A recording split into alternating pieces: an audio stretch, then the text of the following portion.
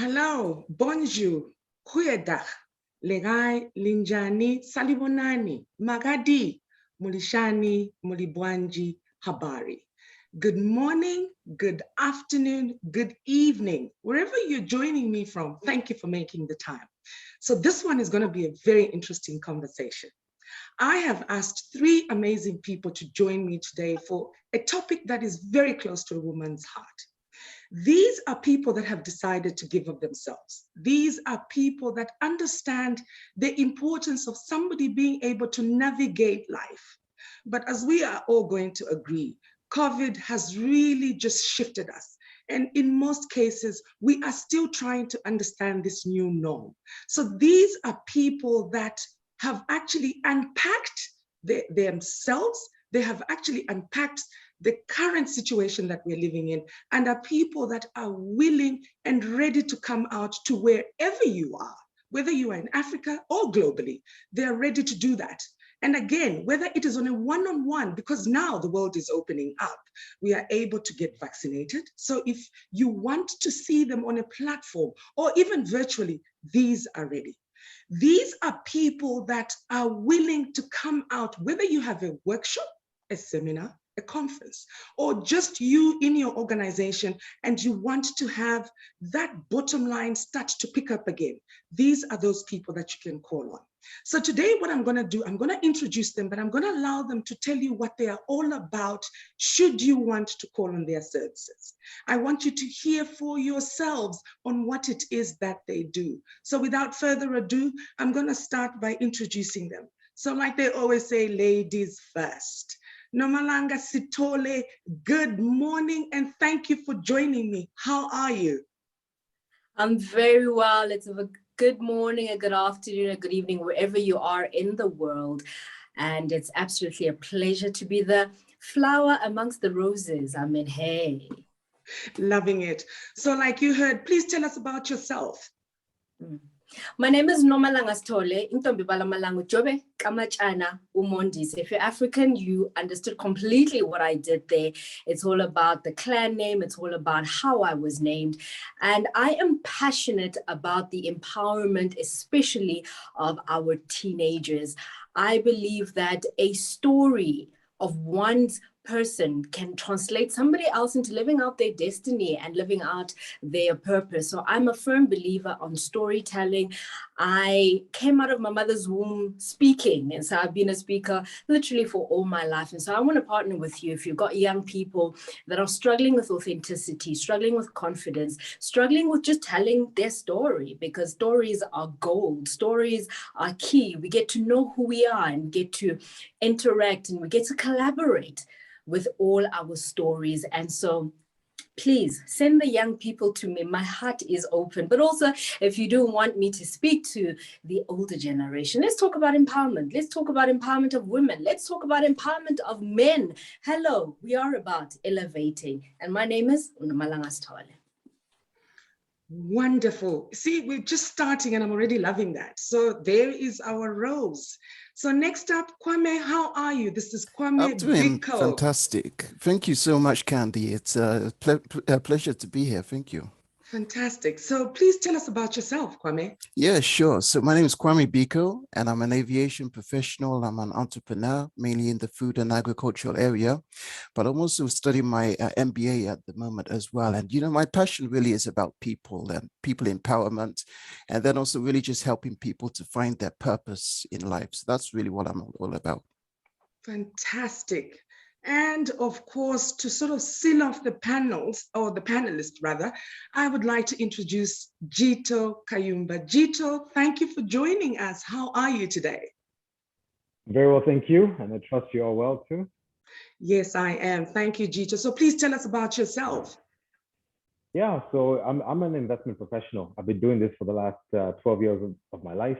It's my passion. I love it. I believe that it is a vehicle that enables me to fulfill my purpose. Similar to what Kwame said, I love the idea or the element of empowering people and helping people be a better version of themselves.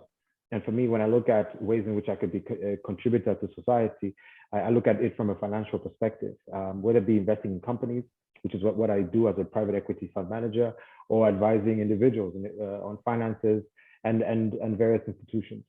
So that's really, that encapsulates who I am. Fantastic, loving it. So without further ado, again, we're going to dive into our topic. And the topic today, like I said, very close to a woman's heart, and this is woman empowerment. When you ask people, you get so many different answers to that. But I think in a nutshell, a woman wants to be involved in everything. So a woman wants to work in a bank and just put her case across and be allowed to get that loan. She wants to be included in the boardroom. She wants to make decisions. A woman wants fair play across board in every spectra or in every sector. As you have always heard, they always say it's a man's world. So whatever the man does, a woman wants to do the same. So this is why I have brought these three amazing people to talk about this topic, which is going to be extremely, extremely interesting. So I'll kick it off with the rose. That's Nomalanga. Nomalanga, when you hear the word woman empowerment, what does it mean or what does it say to you? For me, we talk about women empowerment, but the reality is, are women actually being empowered? We know a saying that says, if you empower a woman, if you give a woman resource, if you give a woman space, if you give a woman whatever she needs, she is not just impacting herself. Women are nurturers. We are impacting 10 other people, 10 other families.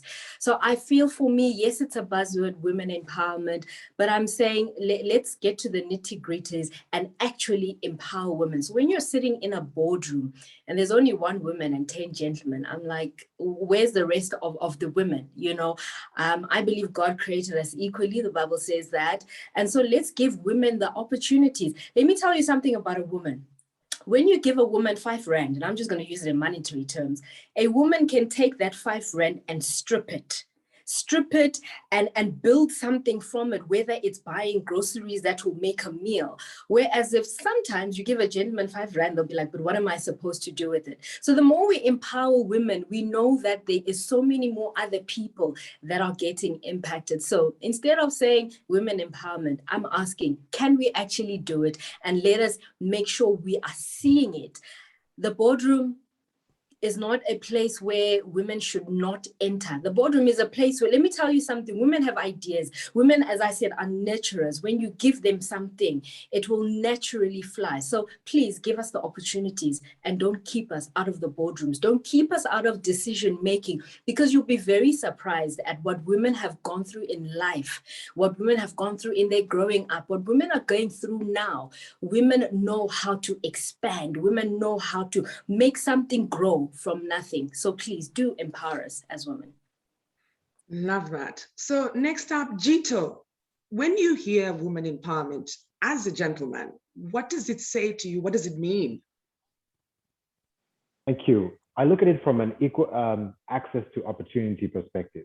I'm of the view that not only are women are highly capable, and it even beats me that in 2021 we should even be having such a conversation, but it's necessitated by the fact that there's an imbalance in terms of women's participation in various facets of economy and society because of some of the restrictions that have come about, some of them through culture and so on. So I think it's important to understand it from the perspective that a woman is not only capable, and of course there's equality between men and women, but we should also appreciate the difference. And when we talk about the differences between men and women, we're not necessarily saying one is superior over the other. It's like an organization. I'm a huge systems thinker. That essentially means that I believe in things holistically. If you're looking at a vehicle, I believe Kwame mentioned something about aviation, So a plane, for it to take off, it requires multiple things. It needs an engine, it needs aerodynamics, it needs controls, you name it. There's so many factors that enable it to get off the ground, not just one thing. Diversity is important, and appreciating the different elements that make something work.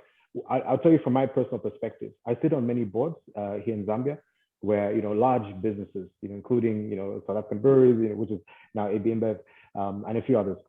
One thing I've noticed is both some of the big boards I'm on, the chair is a woman. what the insight I get from the perspective, the female perspective, because we have different life experiences. The perspective you bring into the boardroom enables you to make strategic decisions that make you more profitable.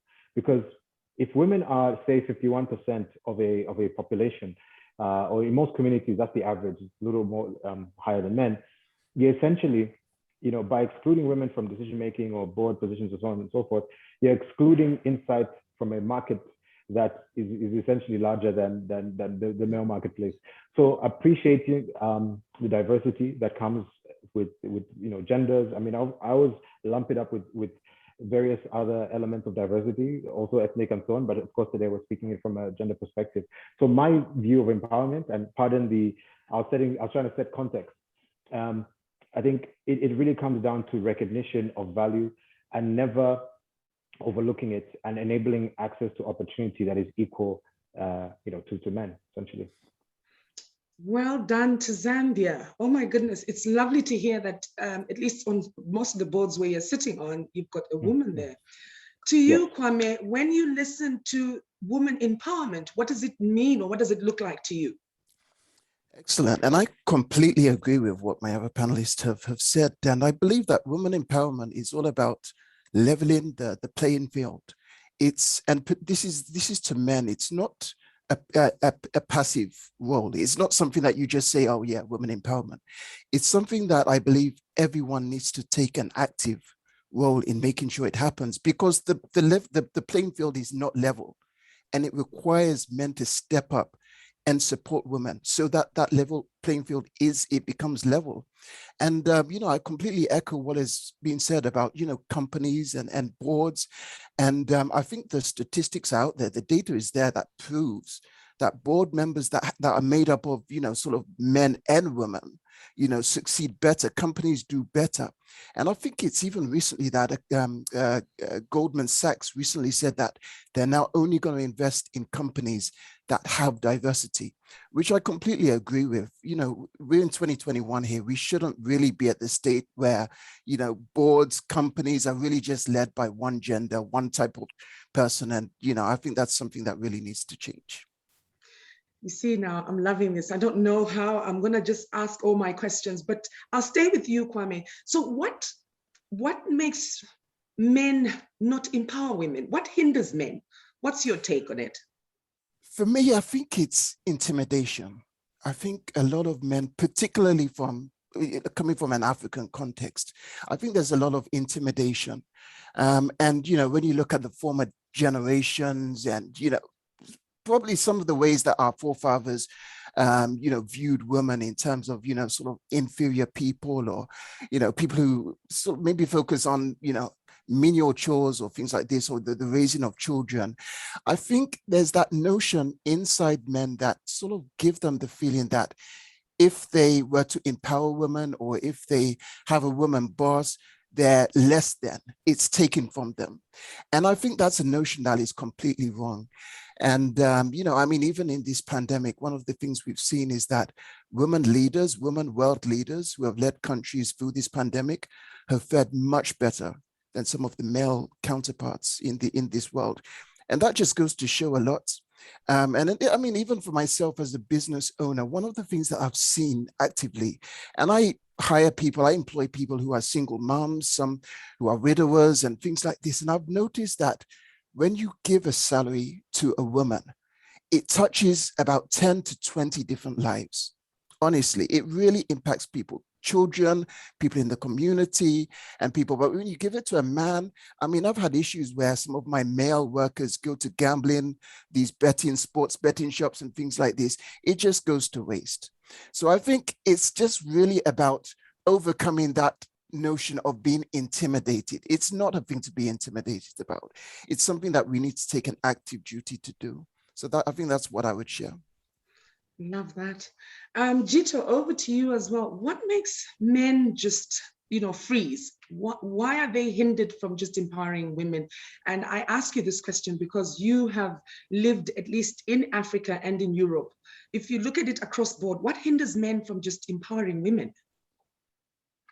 You know what? I think the psychological element is probably one of the biggest areas, and it comes from acculturation, it comes from socialization. So when we're, kids, and we're looking at gender roles that are being that we're seeing in the context of our homes, so culture definitely plays a big part, unfortunately, and the expectation that one must stay in their lane, and when I make reference to psychology, people seek comfort in expectation of certain things being permanent and being firm. So if you know that, okay, that ethnic group does this, that gender does this, and and sort of this grouping does that, it means that you're not shocked by elements within society. It's a very interesting concept that I actually learned a couple of years back. And I'll give you an example of the other sort of powerful element, which is important to recognize when trying to address issues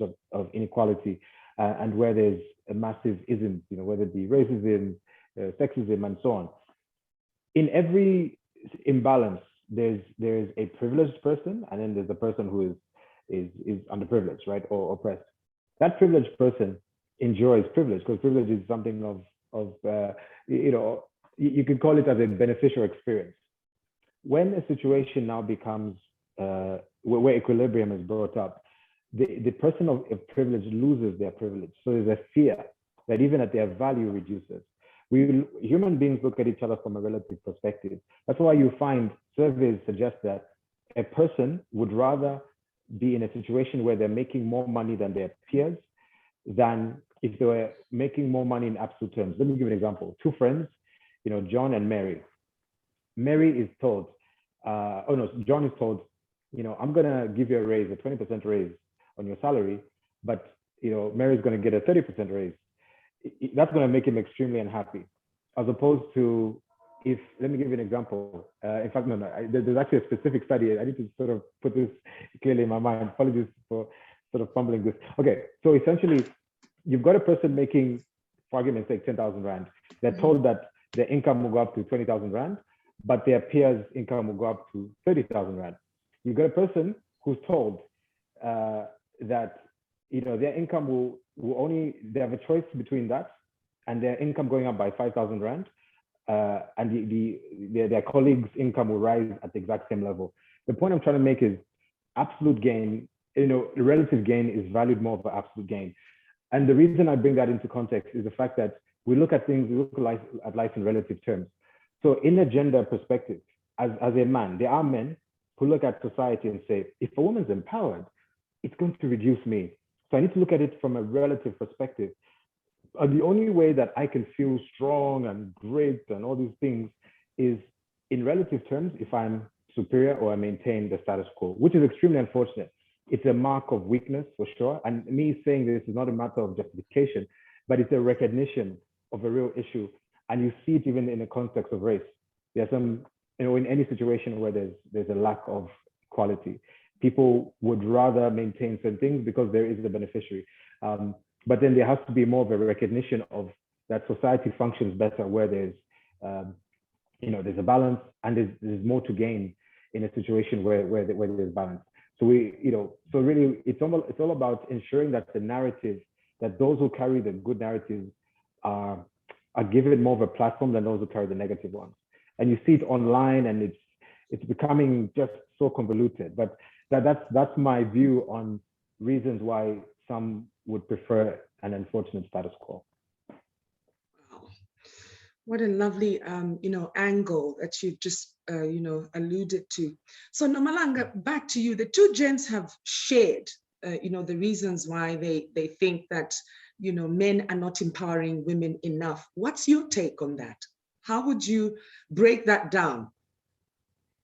I actually tend to agree with the two gentlemen. It's an ego thing. How does a woman just do better than me, And I've personally experienced it. So in corporate South Africa, I was one of those people. I'm bold, I will go into the boardrooms where there's, high people up there, and I'm not afraid to speak my mind.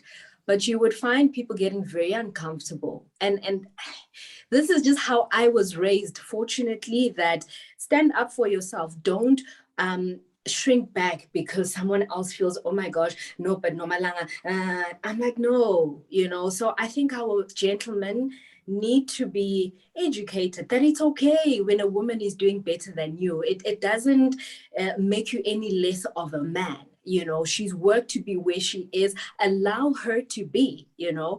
There was a young lady when all this online stuff started last year, and it was one of the conferences, and she said to the women, when you are in the same position, find yourself a freaky, and a freaky is an Afrikaans term. But as a woman, if you're earning $1 million and you're doing the same job that a man is earning 2 million for, go and sit with him, go and grapple. How come he's getting 2 million and you're getting 1 million, but you're doing the same thing? So my ask is, men, just open up. It's okay. It's okay when a woman seems to be rising, because what we women do when we are rising, and I'm just going to generalize, is that women will take everyone with them, whether it's the men. I've been raised as an only girl with boys all around me, whether it's older stepbrothers, it's younger stepbrothers. So I've always understood that let's pick them up. I see it in my own brothers. When things are going due south, and I'm like, you can feel that, you know, there's that uncomfortableness. And so, like I say, my ask is, let's work on the egos. Let's just do what we need to do, and let's unite. Let's collaborate, and let's make the world a better place as much as we can. If anything, COVID has taught us, dump the competition. Let's do the collaboration, and let's go further together. The African saying says, if you want to go fast, go alone. But if you want to go further, let's go together. Love that. I'll stay with you, Noma. I mean, both Kwame and Jito alluded to the fact that it's the 21st century, and we're talking about a topic that we should not talk about. And then also Jito alluded to the ratio, and it's true. There are more women than men in any country that you can go to. And I like the percentage ratio that he used, 51 to 49%. So we are discussing this. We're not the first, nor will we be the last in this 21st century, where we are now finding ourselves, you know, we are not chasing the future. The future is already here. You know, there were talks before COVID that, you know, in 5 years' time, technology was going to be, oh, well, whether you're ready or not, this is what we are in now. So I'm asking you now, as a woman, we're having these conversations, you are agreeing with the men. What is it that now we need to do going forward? What is it that we as women in our own rights can do to help these men see us and hear us and put us in the positions that we are asking them to? Let's have the serious conversations. I think I alluded in my previous answer. Let's stop rushing things. Let's action, you know. And I think it was Jito who said, you know, where do you see women taking on the huge roles? There's so much more that gets done. I want to go back a couple of years ago. Dr. DeMartini, and also there's another gentleman, I forget his name, say when men do things, they do it in, they close it, they do it, and then they close it. So they work in chapters, whereas women multitask. And so I'm asking our gentlemen to say, let's help you understand multitasking. Yes, you may not do it as extensively as we women can, but also allow us into your world. And vice versa. Don't be afraid to come into our world. At the end of the day, we're going to have to collaborate. And more than anything else, I was doing a research for something around gender mainstreaming. And like Jito says, we are still talking in the 21st century about women, young girls, and what are we doing? We're still writing papers. We're still researching. There is so much research. Can we just do it? As Nike says, just do it. Empower the women, give them the resources, give them, whether it's money, whether it's knowledge of that they need to, you know, empower themselves. Pick a woman up when she is afraid. Don't put her down. When she is afraid, don't then put her to the side and say, no, let me pick up my man, you know, friend. You know, when you go to golf and you are doing the deals, let's have more women in the golf scene as well, you know. So my whole thing is, can we just come together and let's work? Let's stop talking. Let's stop doing research papers. There's more than enough of that. Just do it. I love that. And I knew you were going to, you know, close it off like that. But anyway, Kwame, back to you. I need to know, I mean, you've spoken very strongly about the things that men are doing wrong, why they're afraid. So I'd like to know, what have you done in your own space? And what are you doing to just bring men on board to say, do not be afraid, bring them on board? What are you doing in your space? Yeah, I think, listen, as a business leader, I think there's a lot of responsibility on our hands to actually empower women because there's definitely something happening along the pipeline. There's a reason why, for some reason, girls excel in school. Generally around the puberty age, I guess maybe something happens that men or boys take over. And then when it gets to the career level, there's definitely something that happens there. And I think that is the responsibility of business leaders to step up and actually look at what they can do to empower women, to make sure that that pipeline is clear. And, at the end of the day, listen, men and women are different. We're equal, but we're different. And it's important to understand those differences. For example, in my company, I've got a number of ladies who work for me. One of them, during that time of the month, she has a very difficult time working. And I'm thinking, as a business leader, what could I do to help her? So, one of the things I've said I want to do is, listen, for all the women, give them 3 days in a month where they can work from home any 3 days they want, or something like that, so that they don't come in and they're seen as moody or seen as this, and then they're labeled, and then it's like a spiral effect, And I think it's really important for people to step in and really understand what are the things that are hindering women, and what can we do as business leaders to support them, to overcome some of these challenges. And I think that's really what the responsibility that men have, in positions of leadership, to do to actually resolve some of these issues. Kwame, I'm going to bring you back. I think I'm going to give you 6 months and I'm going to bring you back, and you need to prove to us that you have implemented that. I love it. And I think it's the first time I'm hearing a man take ownership and accepting that, yes, we are different and we women go through certain things. And if you can allow us to work from home, we're going to be productive, as we are seeing now during COVID. Love that. Jito, coming to you, you alluded to it being a shock that we are discussing this in the 21st century. And you're right, I'm exactly where you are. So I need to know, what are you doing in your space? And I think for you, Jito, I'm going to sort of pull in what you and Kwame said. Both of you are young gentlemen, so you've got the people above you, I'm talking about the men now, who are the older generation, who are stuck at that time where women need to just stick to their lane. And then you've got the younger ones who are coming below you. So what are you doing, Jito, in your space, in your organization, to empower women? And how are you trying to bridge the gap to bring everybody to understand that empower women? Okay. Well, it comes to, the first thing is inclusion.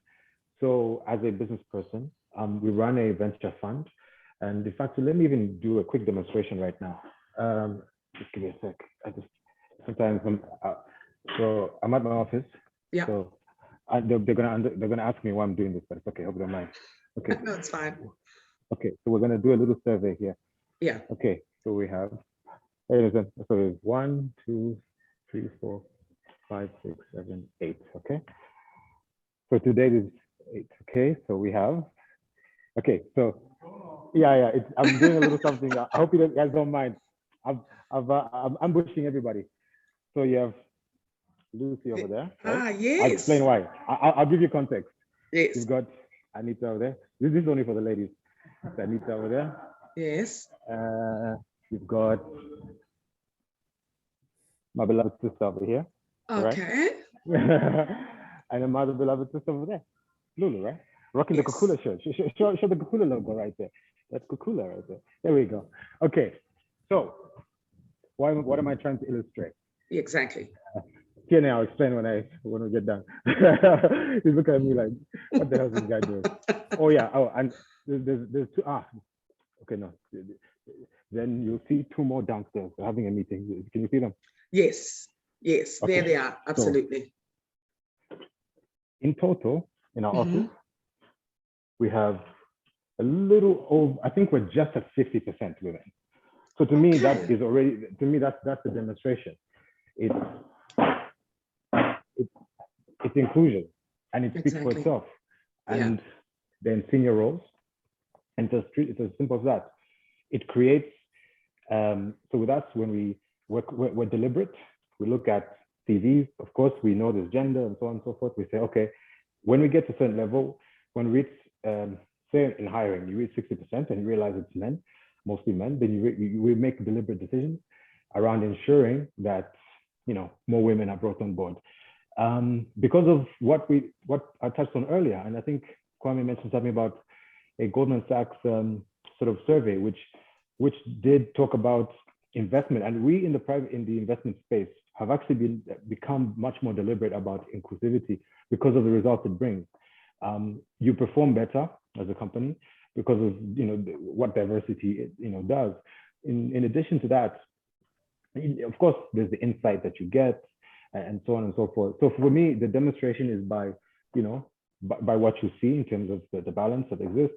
And the second point, aside from inclusion, is how we raise our children, because I believe that it's easier to grow strong children than to repair broken men. I think that came from Frederick Douglass.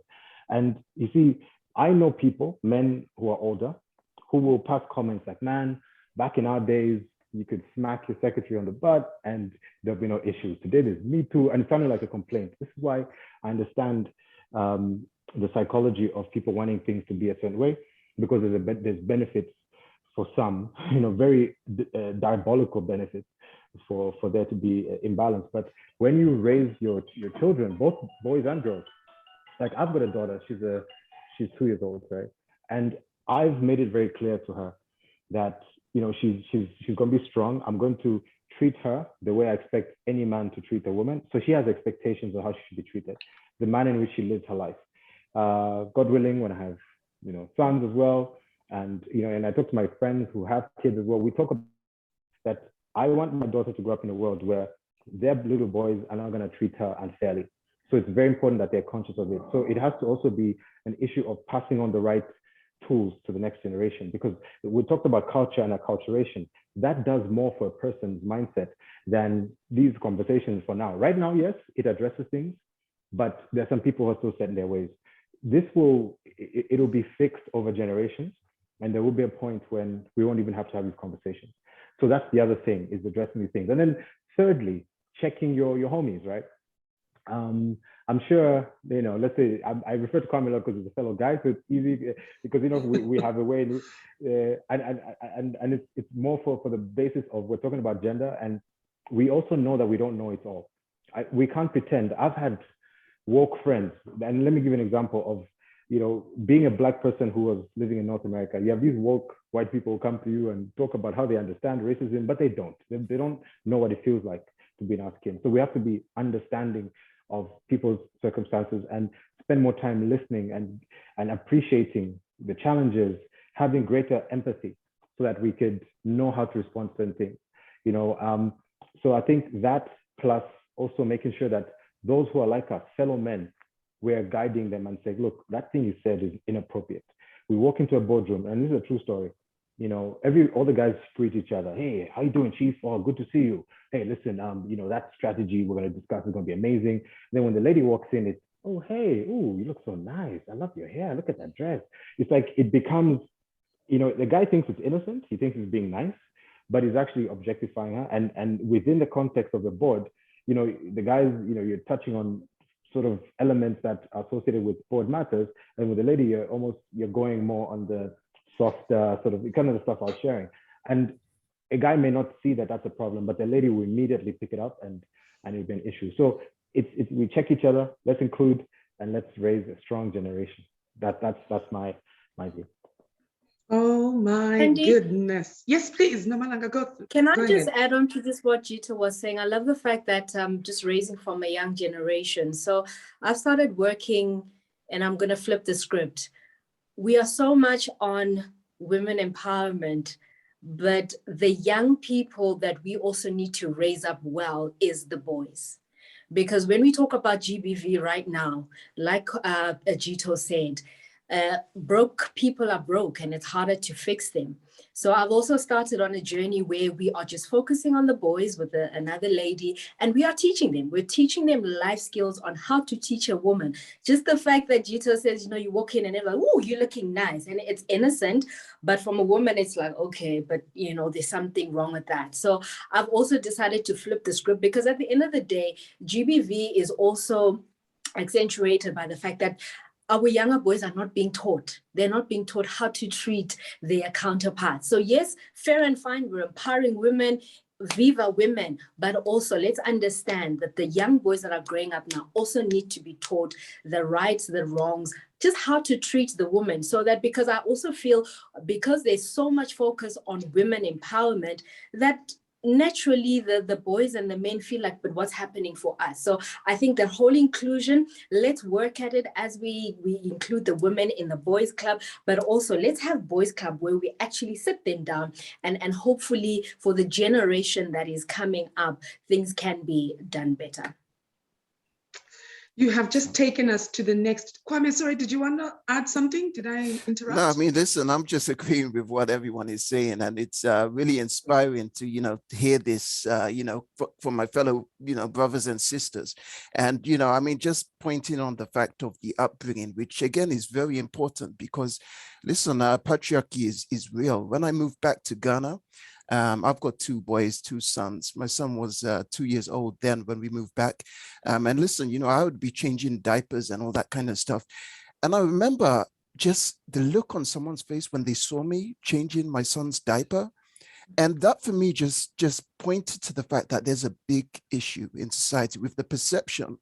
And, you know, again, even as a business leader, you know, I own a restaurant in Ghana. Recently, well, just about a year ago, we were hiring for a chef. And we had been through a number of different rounds of interviews, looking for the right person, struggling to find the right person. And then comes along a gentleman who fits the bill 100%. And we get to the final question on the interview and just ask him, because, you know, in a restaurant, it's hostile environment and everything. How do you manage stress and all that kind of stuff? And he made a comment about hormones, and then, you know, that sort of prompted me to ask him, so I mean, how do you find working with women? And he openly said, listen, I don't like working with women at all. When it comes to the kitchen, it's just something that I don't do. So, I mean, when I come in, this is what I'm going to change. There's not going to be any woman here. And then listen, I just had to drop him completely, because, you know, I mean, and, you know, he's going to go on to work somewhere else. And the fact of the matter is, if business leaders support this kind of attitude, that someone in a job interview can say something like this and feel that it's normal, that's the thing, they can feel like it's absolutely normal, then there's a big issue. There's a big issue. Wow, you guys are just amazing. I am in awe of this conversation, and I really need to bring you guys back for part 2. But you've all really nicely summed it up to, you know, the closing remarks, because I think Jito sort of brought it in nicely, and then both of you have done the same thing.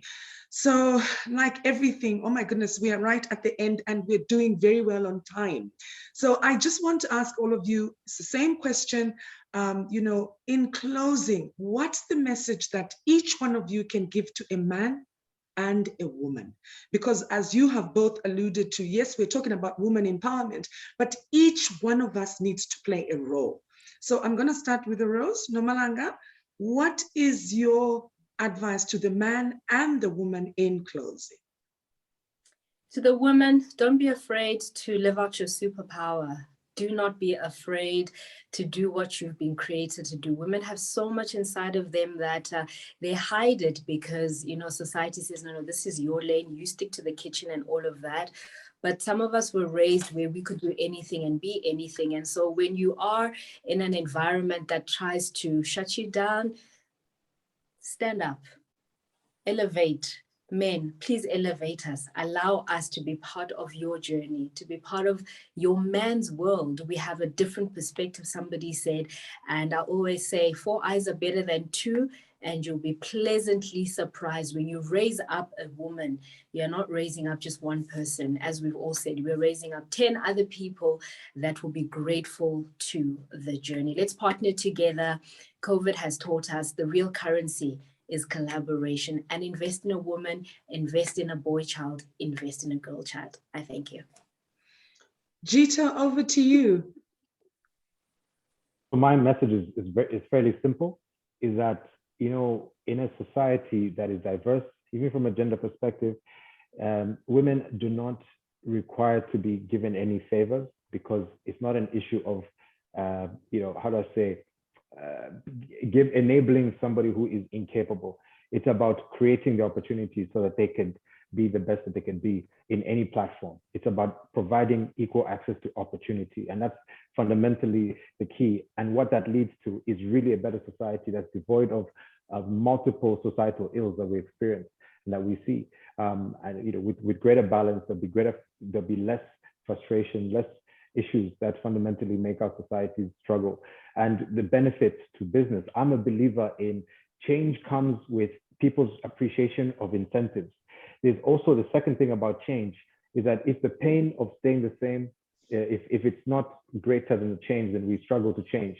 So we have to recognize that if things stay as they are, then it will create other problems. And those who are looking for a better society in general, for better business, better governance, you have to ensure that there's inclusion, so that women can step into their roles.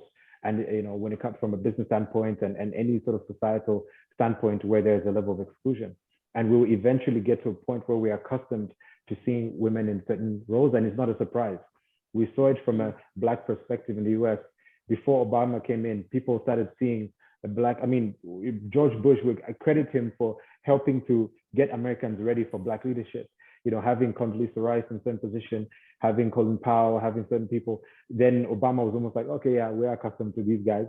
So you know, reacculturation is key, enabling opportunities so that you normalize certain things, so that it's not a glass ceiling anymore. It's completely open. So that's it for me. Love it. Kwame? Awesome. Yeah. And again, for me, it's really just about leveling that playing field. And then also for men, just being conscious of their biases, and also sensitive to really understanding women and having that listening ear. Conscious of biases in that, you know, something that you may see from a fellow male colleague, you may see as ambitious, but if it was a woman, you would see that as aggression or something like that. And, you know, it's things like this that really bring women down. And then I guess really just for women just to not be held back by, you know, all these things, all these notions, and really just continue to strive to be the best that they can be. And I'm really convinced that things will open up and become better. So that's really my takeaway. And there you have it. I did tell you that this one was going to be absolutely special. To the three of you, thank you so much for making the time and for joining me this morning. So what a session. A lot of take-home points, key points. I have taken on that it is time for all of us to work together. Diversity is there. We can't run away from it. And you need to include women, because when you put a woman and a man together, the thinking is very different, but the ideas that you're going to get from there are going to just blow whatever it is that you're doing to a point where people will wonder, how did you guys get there? It is very important to start with the young children. We are at a point now where we are all pretty much grown, and we were, brought up by a generation that had norms that were, the woman stays in the kitchen and then the man does everything. That has changed. We are now at a level where we are saying, listen here, we need to be all treated the same. So we need to start with our children. Yes, the focus is on women, empower the woman, but we should not negate the boy child. We need to teach the boy child the importance of treating a woman. It is very important that we always look at life on an angle that nothing is impossible for the woman or the boy. It is time to include us in whatever it is that is happening. Jito alluded to, America for a very long time. I think nobody saw it coming that there would be a Black president. Nevertheless, with that said and done, look at the women that are actually running countries. We have a lot of women who are vice presidents. It's happened in Zambia twice. We are seeing a president in Tanzania who's a woman. So nothing is impossible. We can do it. Kwame alluded to a point where when you involve women there in any position, they are going to excel. He even gave an example of salaries. And on that point as well, Nomalanga also said, give a woman 5 rands. Now, Nomalanga is based in South Africa. That's why she equated it to a rand. Give a woman a 5 rand and she will multiply that. She also gave an example of the Bible, where we are all created the same. So on that note, I just want to say, please, as a business person, if you're running a business, you're an entrepreneur, get into the system of employing people that are of the same caliber. Of course, you have to do your due diligence, you have to do your interviews, but please include a woman, include a man. Have a 50-50 chance of people sitting around the table. The boardroom is where everything counts. It's where things begin and things end, because you set the standard and your teams now implement. That's what makes a country better. On that note, thank you so much for joining me. Until the next time, wherever you're tuning in from, good morning, good afternoon, good evening. Be safe out there. COVID is still there. So let's be safe. Let's do things that are required of us. Be safe and be kind to the person sitting or standing next to you. Cheers.